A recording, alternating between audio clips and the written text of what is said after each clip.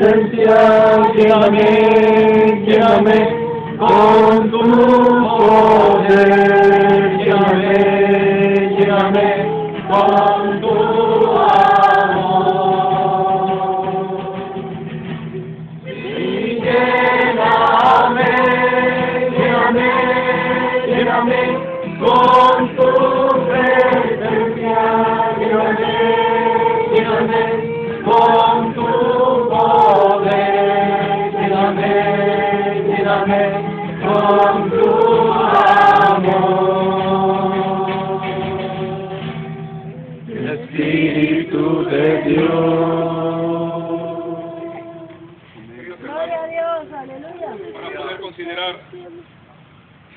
la palabra de Dios, yo quisiera que usted elija dentro de alguien en este lugar a una persona, porque quiero, por favor, que a la persona que usted elija, que usted le pregunte una cosa, y eso que le va a preguntar le va a decir: ¿me ama? Usted puede elegir a su esposa, puede elegir a su hija, puede elegir a su hijo, pero quiero que se acerque con alguien que usted sienta que quiere, que estima, que aprecia, y hágale esta pregunta. Así es que empieza a acercarse y selecciona a alguien, por favor.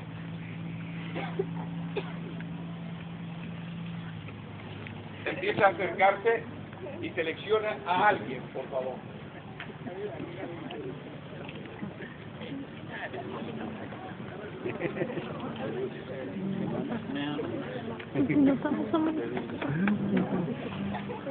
¿Cómo no?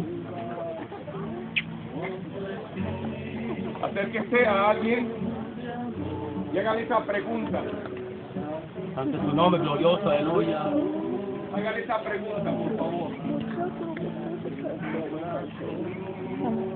Maravilloso. Pregúntele. Posiblemente usted diga: pero ¿cómo una mamá le va a decir a su hijo, ¿me amas? Claro. Claro que usted le puede preguntar a su mami: oye, ¿me amas? Claro que sí. ¿Ya le preguntó? ¿Ya le preguntó?